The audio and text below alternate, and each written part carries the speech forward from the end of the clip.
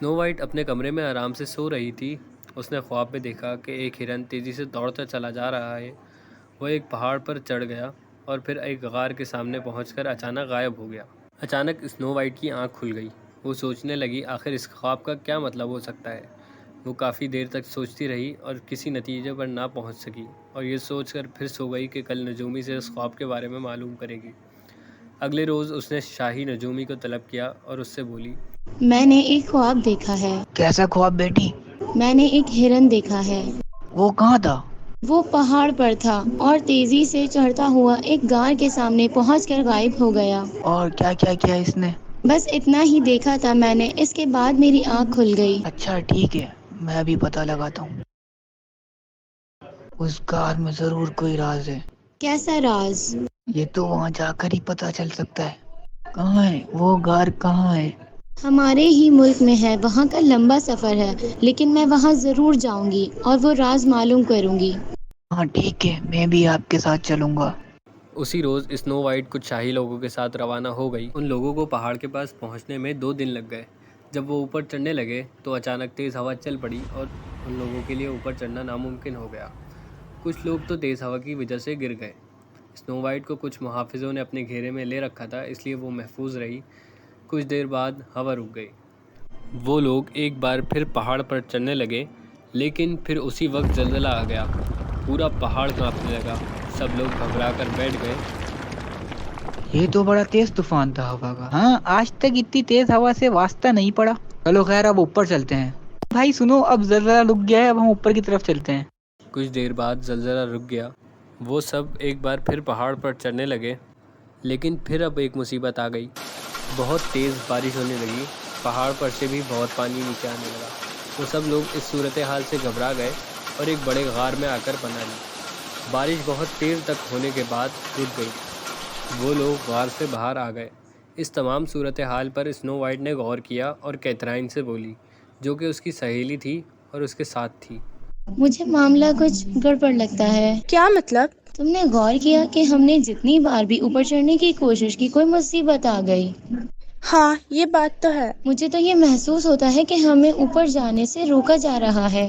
लेकिन तुम ये कैसे कह सकती हो? मुझे कोई पुरस्कार मामला लगता है। फिर क्या करना चाहती हो? क्या वापस चले? नहीं, वापस जाने का तो सवाल ही पैदा नहीं होता। मैं इस गार का राज मालूम करके ही जाऊंगी, लेकिन फिलहाल मैं ड्यूड जादूगर को बुलाऊंगी।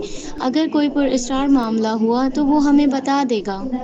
स्नो वाइट ने 2 मुहाफिजों को भेज दिया ताकि वो ड्यूड को लेके आ जाएं। वो ड्यूड को लेके आए।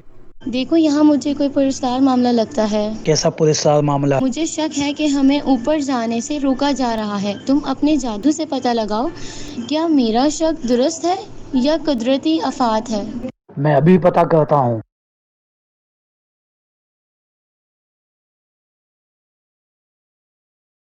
आपका अंदाजा सही था। ये एक बूढ़ी जादूगरनी ये सब कुछ करवा रही है। कहाँ है वो? वो उस गार में है। इस गार का क्या राज है? ये मैं मालूम नहीं कर सका, क्यों?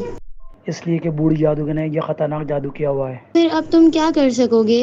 मैं इस बूढ़ी जादूगरनी को मारने की कोशिश करता हूँ। अगर कामयाब हो गया तो फिर हम जान सकेंगे कि गार का क्या राज है। ठीक है, तुम कोशिश करो मारने की। बेहतर। ड्यूड ने कहा, और वो एक बड़े पत्थर पर आलती पालती मारकर बैठ गया। उसने आंखें मूंद लीं। ज़ेरे लब कुछ बड़बड़ाने के बाद उसने मुंह ऊपर किए गार की तरफ और फूंक मारी तो वहाँ से बूढ़ी जादूगरनी बाहर आई।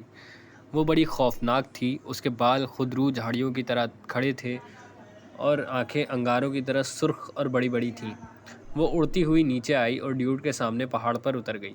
उसने खूनख्वार लहजे में ड्यूड से कहा, तुमने मुझे यहाँ क्यों बुलाया है? तुम इन लोगों को पहाड़ पर चढ़ने क्यों नहीं दे रही हो? मेरी मर्जी। आखिर इस गार में क्या राज है जिससे तुम आई हो? अगर गार की तरफ आने की कोशिश की तो मारे जाओगे। बेहतर है कि तुम वापस पलट जाओ। हम यहाँ वापस जाने के लिए नहीं आए हैं। जादू के जोर से मैं तुम्हें मार डालूंगा। ड्यूड ने कहा, और फिर कुछ पढ़कर इस पर फूंक मारी। जादूगरनी को झटका लगा और वो वहीं गिर गई, लेकिन फिर जल्दी से उठी। वो शदीद गुस्से में आ चुकी थी। उसने ड्यूड से कहा, अब तुम मेरे दाव से बच के दिखाओ। उसने मंत्र पढ़कर ड्यूड पर फूंक मारी। ड्यूड को झटका लगा और वो पत्थर से नीचे गिर गया, लेकिन उस दौरान उसने मंत्र पढ़कर फूंक मारी तो वो किसी परिंदे की तरह उड़ता हुआ एक तरफ चला गया। भाग गया वो। اسی وقت ایک بڑا پتھر ہلا اور دیکھتے ہی دیکھتے بوڑھی جادوگرنی کے اوپر آ گرا اور اس کے نیچے دب کر مر گئی۔ ڈیوڈ اڑتا ہوا وہاں پر آ گیا اور اسنو وائٹ سے بولا، میں نے اس جادوگرنی کو اپنے جادو کے زور سے مار ڈالا ہے، آؤ چلیں اوپر غار کی طرف چلتے ہیں۔ وہ سب غار پر چڑھنے لگے۔ ذرا دیر بعد وہ غار کے اندر پہنچ گئے۔ محافظوں نے مشعلیں روشن کر لی جس سے غار روشن ہو گیا۔ ان سب نے دیکھا کہ ایک طرف بادشاہ کا گمشدہ بھائی مارک رسیوں سے بندھا پڑا ہے۔ او مارک انکل، آپ یہاں؟ ہاں بیٹی، آپ کیسے آ گئے یہاں؟ مجھے میرے کیے کی سزا ملی ہے۔ کیا مطلب؟ مطلب یہ کہ میں نے ایک ڈاکو کے ساتھ مل کر تمہارے باپ کے قیمتی ہیرے چرائے تھے۔ وہ ڈاکو یہاں رہنے والی بوڑھی جادوگرنی کا بھانجا تھا۔ اس نے مجھے جادوگرنی کے حوالے کر دیا۔ یہ روز میرا تھوڑا سا خون پیتی ہے۔ وہ ڈاکو خود تو ہیرے لے کر چلا گیا۔ میں اپنے کیے پر بہت نادم ہوں اور میں نے خوب رو رو کے خدا سے توبہ کی ہے۔ میں نے ایک خواب دیکھا تھا جس میں ایک ہرن مجھے یہاں تک آتا نظر آیا اور پھر غائب ہو گیا۔ ذرا پتہ تو لگاؤ آخر معاملہ کیا ہے؟ میں ابھی پتہ کرتا ہوں۔ ڈیوڈ جادوگر نے کہا اور اڑتا ہوا غار سے باہر چلا گیا۔ ذرا دیر بعد واپس آ کر بولا، یہ کام ایک نیک دل جادوگر کا کیا تھا۔ وہ تھوڑی دیر میں آ گیا اور اسنو وائٹ سے بولا، میں بھی انہی پہاڑوں میں رہتا ہوں اور عملیات کرتا ہوں۔ یہاں سے گزر رہا تھا تو میں نے مارک کی چیخو پکار سنی۔ وہ اپنے کیے پر نادم تھا اور خدا سے توبہ کر رہا تھا۔ بوڑھی جادوگرنی جو اس وقت غار سے کسی کام سے باہر گئی ہوئی تھی، میں نے مارک کو دیکھا اور واپس چلا گیا۔ میں نے فیصلہ کر لیا تھا کہ اب اسے اپنی غلطی کا احساس ہو گیا ہے، اس لیے میں مدد کروں گا اس کی۔ میں چونکہ بوڑھی جادوگرنی سے کافی کمزور ہوں، اس لیے تمہارے خواب میں ایک ہرن بن کر آ گیا اور اس غار کی نشاندہی کر کے چلا گیا۔ مجھے یقین تھا کہ جب تم اپنے خواب کا نجومی سے معلوم کرو گی تو وہ صورتحال واضح کر دے گا، اور پھر یہی ہوا۔